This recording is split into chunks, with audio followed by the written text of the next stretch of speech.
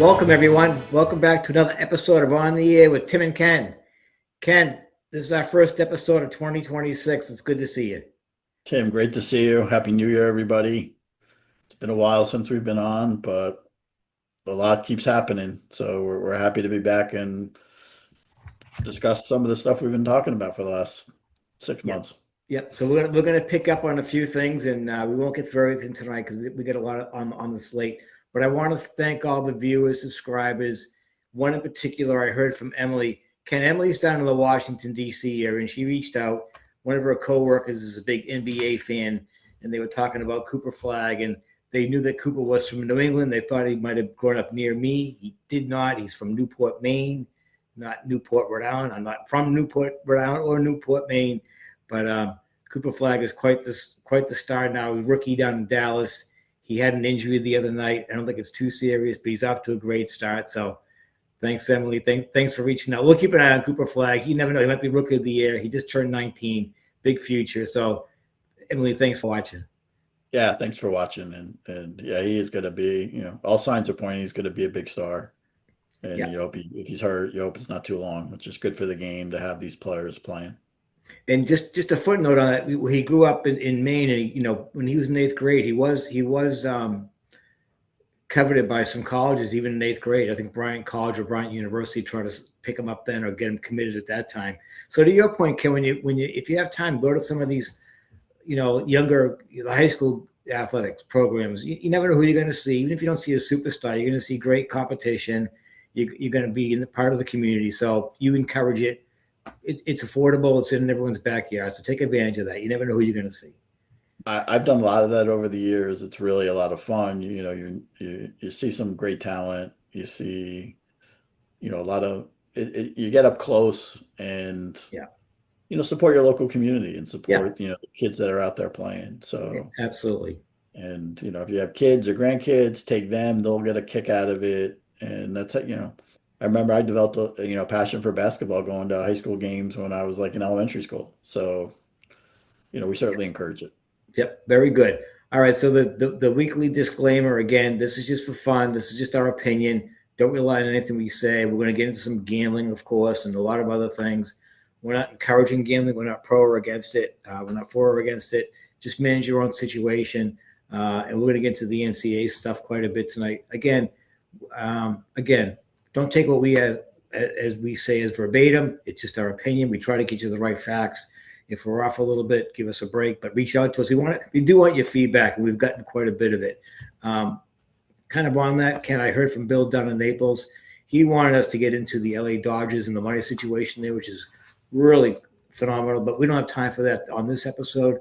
We're going to pick up on that whole Major League Baseball story and the spending, in particular the LA Dodgers, probably in the next episode. And also in the next episode, there's a new women's professional baseball league starting in August. We'll get into that in the springtime too, when time allows. Yeah, I mean, two great topics we've talked a lot about. I think the Dodgers spending is going to become a bigger story the closer you get to the season. So we've got some thoughts on that, and we'll share those in the next episode.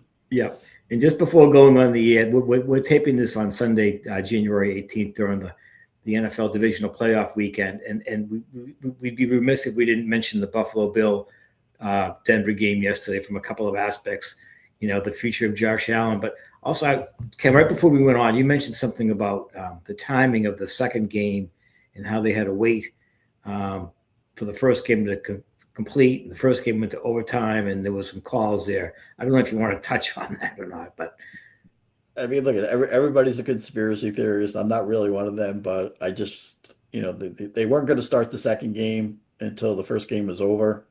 The first game went into overtime. Fox is sitting there, Brady and just trying to make up a story. The fans are sitting there watching, and whether you're a Bills fan or a Broncos fan, there was some tough calls that Buffalo had in overtime that may have accelerated the ending of that game. It happens, I don't know. Were they trying to move the game along a little bit to get to the second game? You'll never know. we'll never know. We'll never know. All right, and the future of Josh Allen and the whole team. Let get unsettled in Buffalo. We'll hear more during the week, but it was a fascinating game, and this game's this afternoon. I'm sure they'll be as compelling, and we move on. I want to shift gears a little bit. I know it's the middle of January, when the football season and all that, but let's just give a quick update on the PGA and LIV Golf, because during the games yesterday, you saw the ads for the PGA, and who did I see on the ad? Brooks Koepka. So what can you tell us about that, Ken? Well, so Brooks was reinstated by the PGA Tour. He had to pay a $5 million quote fine to the PGA Foundation. And me being a tax person, the taxpayers are paying 35% of that fine with a federal deduction. Apparently, the PGA gave a slim opening to John Rahm and Bryson DeChambeau to rejoin as well. They currently have chosen not to. So it's great to see Brooks back on the tour. I thought he may have to sit out, but he didn't. He's back, and he's advertised already for Yeah. the Torrey Pines event. So it's good to be have another world-class player, and when he's healthy, he's one of the best in the game, and it's just great to have him back on the PGA Tour. Yeah, so that'll be a developing story all year. It's good to have a great player back on the PGA Tour, I think. We'll see where all that goes. We'll be talking about that. I just wanted to review real quickly some of the world rankings in golf. Now, unfortunately, these don't include the LIV golfers because they don't qualify for world rankings. But everybody knows Scotty Scheffler, number one, number two, Rory, number three, Tommy Fleetwood, number four is Xander Schauffele. 5 is a little bit surprising, Russell Henley, but that's just a point scoring system. And I guess kind of one of my new favorites is J.J. Spawn, number 6. He won the U.S. Open in dramatic fashion last year. I just wanted to refresh everybody's memory where the golf season left off and where it's going to pick up. But Ken, so that it's early in the year, pull your calendar out. When you get back from the Super Bowl out in California, I know you've already got your tickets and good seats and all that lined up. I just want to give you your schedule going forward for golf. I know you enjoy golf. April 9th, well, just do the Masters. April 9th, obviously, is the Masters. I'm sure you got your tickets for that. So you come back from the Super Bowl. You go to March Madness. You probably catch a little spring training, maybe an opening day baseball game. Then you're off to the Masters. And we all know about that. Of course, I don't have to talk about that. Then on May 14th, the PGA Championship, that used to be played later in the year, but they moved that up to the first part of the season. That's going to be played in Pennsylvania. I'm going to pronounce it incorrectly. Aronimink Golf Course. It's a Donald Ross design course built in 1896. It's just 15 miles west of Philly, Ken, so you can fly right into Philly. After that, another big event, June 18th, is the U.S. Open at Shinnecock Hills out in the Hamptons in New York. We've all heard about Shinnecock and the history there. So that should be a great venue. In the middle of the summer, July 16th, Ken, you got to fly across the pond, get to the British Open at Royal Birkdale. That course was built in 1889. It's hosted the Open 10 times. It's hosted a lot of big events. Tiger speaks very highly of that course. It's a highly regarded course. They've done it, revamped it quite a bit. So that'll be a good venue if you're watching the British Open. So I just want to put it out there, get your calendar, get your airline tickets, get your money together, because you're going to need to attend all those. I'm gonna need some credit card points to pay for all this, but hey, maybe we'll have a streaming deal by then. They'll pay for us. You never know. So, you got to put it out there. You got to plan. Speaking of planning, the Olympics are coming up early February out in Italy. How's the ice hockey rink coming, Tim? The ice hockey rink, I'm glad you asked. There's been a lot of back and forth on that. Apparently, the rink is going to be manageable and ready for action when they have their first game on February the 11th. U.S. is scheduled to play Denmark on Valentine's Day, February 14th. They've tested the ice. There was some issues there. It's apparently ready to go. Apparently, the NHL players are going to be there. It'll be safe. As far as the arena itself goes, they say that the seats are ready for the fans. Some of the locker rooms aren't ready. Some of the practice areas aren't ready. They're still working away. I don't know why this snuck up on them. But one thing with the ice, we know the rink's a little bit smaller than what they wanted, and small, and that can create some interesting, not so pleasant things for the NHL players because more prone to injury because of the contact and the shots and things like that. But it sounds like it's manageable. It sounds like Gary Bettman's going to go along with it. But they got to change the ice over between the figure skating and the hockey. Two different ice surfaces, same arenas, but they changed the ice surfaces over. And for hockey, the ice has to be very, very hard. And for figure skating, it's they make the ice a little bit warmer and softer and thicker so that those blades can get in so they can do those incredible moves. So I don't know if they would have a challenge with that or not, but in any event, I think it's going to work. They're scheduled to rock and roll. Again, the U.S. Yeah, let's hope that works. Yeah. It's a great event. Both the ice skating and the hockey. It's just a great event. You want it to work out. Yeah, and to see the NHL players out there, it's been a while. They're excited. The whole country, the whole world's excited. So let's hope it goes off without a hitch and it's safe, and we can look forward to that. So that's enough about that. Let's move on. Another quick update, if anything. We follow the women's pro basketball, the WNBA. We know that they've been struggling to get a deal done. They're no closer to a deal. They've come to an agreement on what they call a moratorium, where certain league businesses will continue to operate as they continue to go through the negotiations. They seem far apart. We'll dive into more of the issues in a future episode, but right now it seems to be status quo. A year ago, some of the top women players created a 3-on-3 league called Unrivaled. They have it on network TNT and ESPN. So, we've talked about trying to have the WNBA move their season to traditional basketball season. There seems to be an appetite if, the players can come up with a 3-on-3 league. I mean, it's only the top players. So you got that, what do you do with the other players that, aren't getting money during this time that are going to be forced to sit out? Yeah. So it's, again, a story to keep an eye on. It'll probably be dormant for a while. Yeah.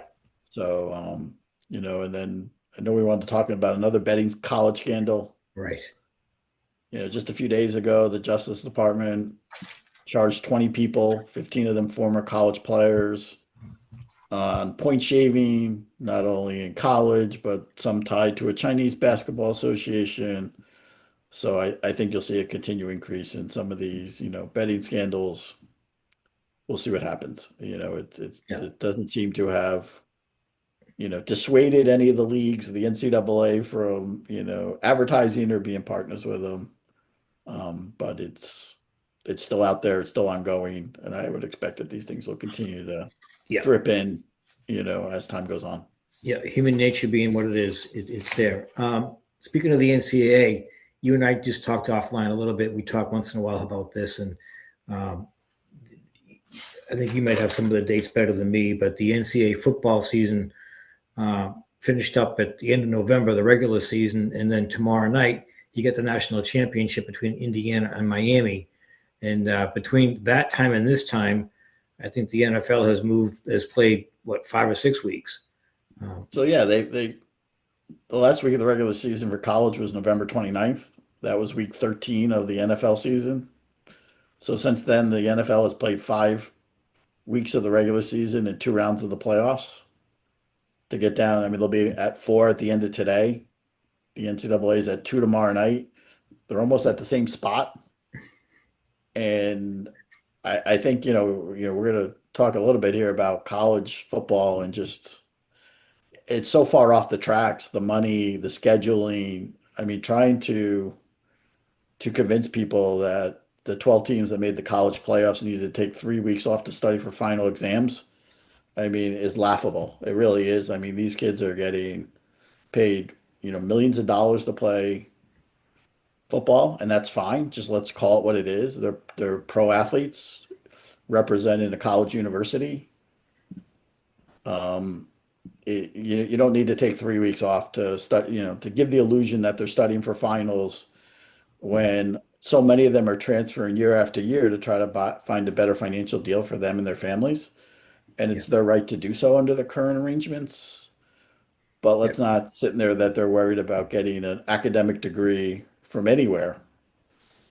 If you're attending one of these schools that has hopes of, of playing for and winning a national title. Yeah, Because and there's nothing wrong with that. We talk about this a little bit, and it's it's got a long way to go. The NCAA, you got public and private universities, and all the money's floating to generally two sports from three different sources, whether it's NIL money, sponsorship money, or alumni donations. Is going into basketball and TV money, basketball and football. It's highly concentrated there. It raises so many issues now how this is all going to play out. If and under with Title IX laid in there, if you give the money to the football players or the basketball players under Title IX, there's got to be equity with the other sports. So I'm afraid, this is a side note, but I'm afraid you're going to see a lot of these schools drop other sports, track and field or golf or swimming, whatever they choose to, because that way they won't have to be support those other players or those other student athletes the same financially. They'll concentrate on the ones they want to for the revenue. I don't know if that's right or wrong, but call it what it is and define it and get some clarity around it.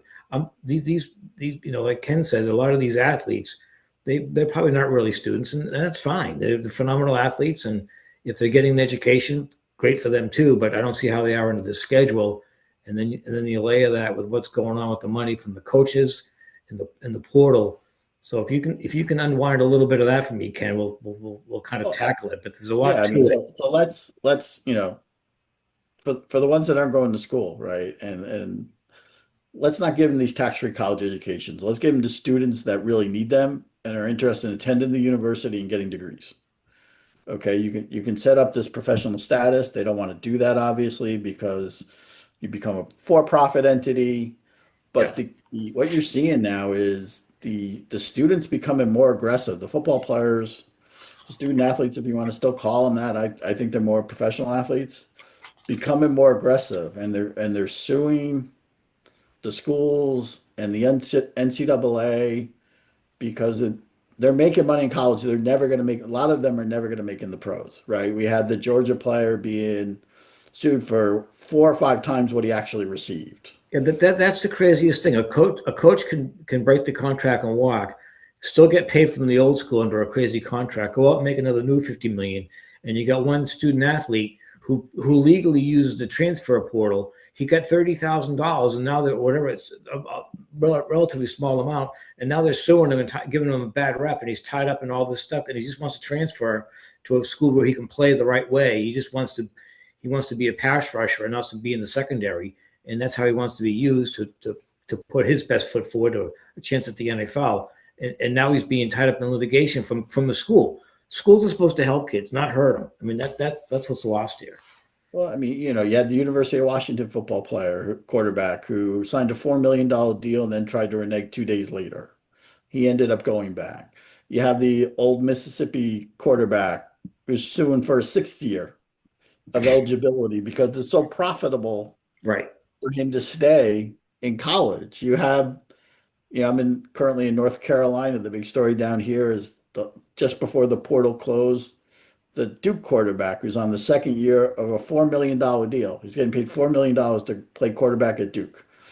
He answered the transfer portal because they think he wants to go to Miami and was playing for the national championship.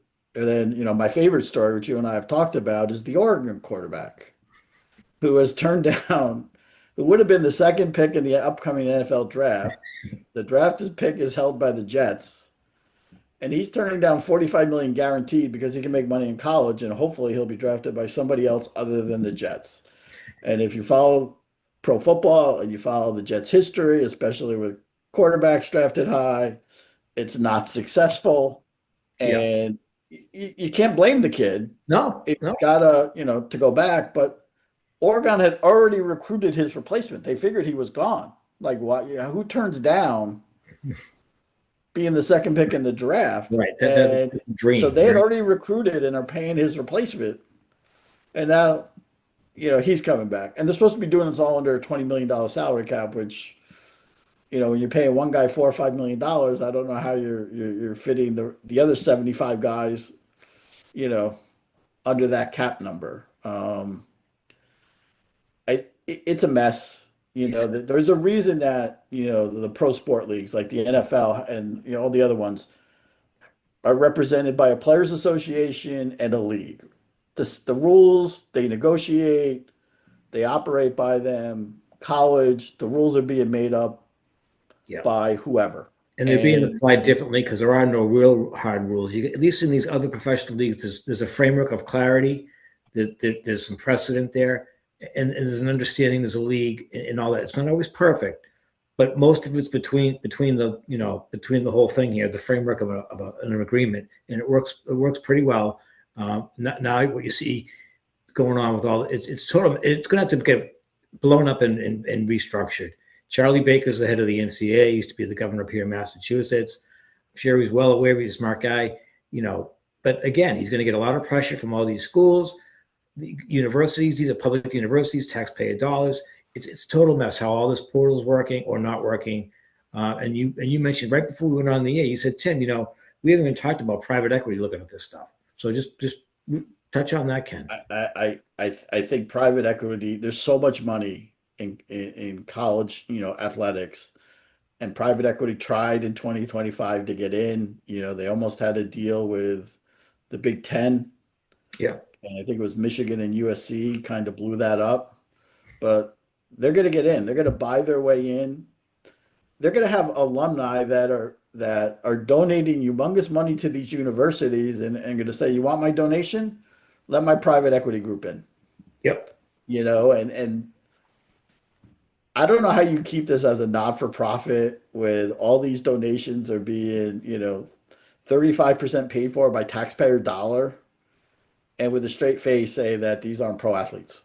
And it's okay. Call them pro athletes. Yeah, they don't fine. want to, because then the donation money will dry up. The guy that donated $400 million to Michigan State, who's getting a 35% tax deduction for that, I'm pretty sure he's not donating $400 million if he wasn't getting a 35% tax deduction for that. Right. It's off the rails, and they need to. And it'll be interesting. I think the case to watch is the Ole Miss suing in state court. The Ole Miss quarterback suing in state court. Like, these leagues don't want to be told by courts what to do. No. And if he gets some kind of favorable ruling in state court that other people are going to sue on, it's crazy. They need to get this act together, because the private equity money is coming. They can't stop it. They just can't help themselves. When you're paying coaches $50 million buyouts, you need to get the cash from someplace. And a lot of that's being funded by taxpayer dollar. That's another whole issue. So it's got to get. They got to start over again on all this for every reason. It's not working well. We love the competition. We love seeing it. But we just don't want to go down a path of total chaos. Call it what it is, like you said. Create. Call it what they're pros. That's fine. I think it's wonderful. And the student tuition, right? Like, the students are paying for this too. Don't kid yourself in thinking that part of your tuition money isn't going toward college athletics. And it's out of control. I think that's gonna be one of the bigger stories in 2026, and we're gonna start talking about some of our predictions for 26. But yeah, I think that's gonna be probably the biggest business story in 26 is private equity getting involved in college athletics, and just kind of what a continued mess, and how with a straight face the NCAA says we're not for profit with billions of dollars flying around. This is a situation where this reoccurring money, hand over fist, flowing in. It's been flowing in for a while. Not now because of the settlement from last year. Now they've opened it up to the student athletes that they have to pay them. So they're trying to manage all that in the portal. So the issue is not money. That's the problem. There's so much money floating around. Everyone's trying to grab a piece of it, whether they deserve it or not, and they're trying to retain control of a lot of it. That's what's going on here. And the students or athletes, whatever you want to refer to them as, they'll take advantage of whatever they can. They're the ones out there doing all this. So I don't begrudge them a penny. I hope they get whatever they can get and then some. I just want to make sure it's fair for the taxpayer, fair for the other students, and then it makes sense at the end of the day, so they don't implode these leagues with these transfer portals and students getting sued for trying to transfer. It's not good for anybody. I agree. All right, that's enough of a rant on that. There'll be a lot on that going on. But if anybody else has any thoughts on that or insight, what they see in their part of the country, what their thoughts are. Some people may say, I love it because my team's good now. Look at Indiana. They use the portal very heavily from James Madison. They have a great team. They're playing for the national championship tomorrow night. No one expected Indiana 2 or 3 years ago to be in this position in all likelihood. Now they're there. So, you can say there's an upside to it too. So we'll keep watching. Yep. All right, Ken, let's get into our 2026 prediction. Let me hear from you. I think one of the biggest stories from a business point of view is going to be the World Cup. I think, with it being in North America, it's going to become not only a humongous event, but I think you're going to see a lot of complaints and a lot of, I don't know if scandal's the right word, about the World Cup ticketing, the pricing, and who has access to it. It's just, you're already hearing complaints, and it's still, 6 months away. I think that is going to take front and center with people thinking they have access to tickets that they don't, and tens of thousands of dollars, if not more, to certain games. Yeah. It's just set up to be a nightmare, and I hope it's not. I hope it's not. But I think that when you're already seeing complaints about ticket prices from an event 6 months out, I think ticket pricing, as a whole, we've talked about, you and I offline, is just one big scandal. And yeah. If you're not familiar with it, the way they're handling these tickets is that they're letting them out in dribs and drabs, and every so often you can go on and register to have a chance to purchase them.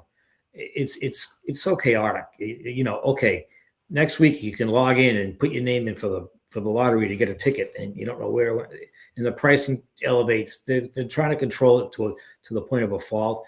That I hadn't thought of that angle. I generally had thought about that because I was going to put my name in. But I really didn't. But my thought on my prediction for the World Cup is a little bit different, not from a business standpoint, but maybe I'm Pollyannish about this. But I think it'll be great for soccer. The last time we had an event like that here, it really boosted soccer in the United States. Soccer is the biggest sport in the world. I think after this summer, it'll just continue to grow and take more hold here. It already has, and I think the U.S. team will surprise a lot of people. I'm not an expert at all. I'm hoping they at least get to the quarterfinals to see what they can do. But I think it'll be a boom for the sport in the United States. It'll just continue to solidify it here. That's a big future, and it's a world event. I hope there's no issues on that. Looking forward to it from the standpoint that it's a world event, world class sporting event. What else do you get? Hopefully, your cable company will get Fox back by then. I'll save that rant for another day, folks. I'm having a terrible time with my cable. I live next to a stadium. I can't watch the game. I see the traffic. I hear the noise. I can't watch the game. But I'll save that for another day. The flyover was over my house before the football game this afternoon. That's where I was over. But yet I can't watch the game. So what else do you have for 2026 before we sign off? So my favorite sporting event that I'm hoping for is if you have access to ESPN and the ESPN streaming and the ESPN 30 by 30 documentaries. I'm a little sidetracking here to get to my point. There's a documentary called "This Is What They Want," and it's about Jimmy Connors at the age of 39, who gets to the semifinals of the U.S. Open at the age of 39 in 1981. And the moral of the story is that people want to enjoy him just one more time. So what I'm hoping for this year is Tiger Woods at the age of 50 gives us one more time on a Sunday afternoon in a major where he's got the crowd riled up and he makes another run, win or lose, but gives us one more enjoyable moment on a Sunday afternoon. I mean, we know he's a physical wreck with all the surgery. He just turned 50. But what I'm hoping for in a major is Sunday to see Tiger on the top of the leaderboard and just enjoy him one more time. And I think that's really what I'm hoping for. I hope he can do it, give us one more enjoyment before, he calls it a career. That would be fantastic. That would be the event of the year. World Cup aside, that would be right there. I'm going to stick to a golf theme. I think with Brooks Koepka coming over, with John Rahm in the second to last year, apparently have a contract, and Bryson DeChambeau also. I think this is the end of. I think this will be the last year of any real significant LIV Golf. I think these guys will be back in the PGA by this time next year. That's what the sport needs. These guys are not going to be traveling around the world playing 9 events. They do play 5 in the U.S. every year, but there's really no competitive nature there. It's 3 rounds of golf. No, the viewership isn't there. On the weekends, on a regular PGA event, you get about 3 million viewers. On the LIV Tour, you get a couple 100,000 viewers. They're losing money hand over fist. I know the Saudis, it's not an issue, but they don't want to keep losing billions for what? Phil Mickelson plays on it, but no, it's somewhat irrelevant now. So I'm hoping that LIV Golf can no longer live. These guys get back, and if someone wants to play on the LIV Tour for whatever reason, good luck to them. But I hope the top stars get back to where they belong. I would love that. Yeah, it'd be great for golf. So everybody enjoy some football this weekend. We'll be back in a week or two, and keep you updated. Thanks everybody for joining us, and episode 25 in the books. And don't forget to check us out on X, On Air with Tim Ken podcast. And Tim, great seeing you again. And I think you get the game this afternoon, so I'm gonna try. You enjoy it. Ken, good to see you. I hope everyone has a great, healthy, happy 2026. We're having a lot of fun doing this. Reach out to us. We appreciate the comments, as long as they're good. If you got something nasty to say, we heard enough of that all week. This is just for fun. We appreciate everything. Have a great day, everyone. Thanks, everybody.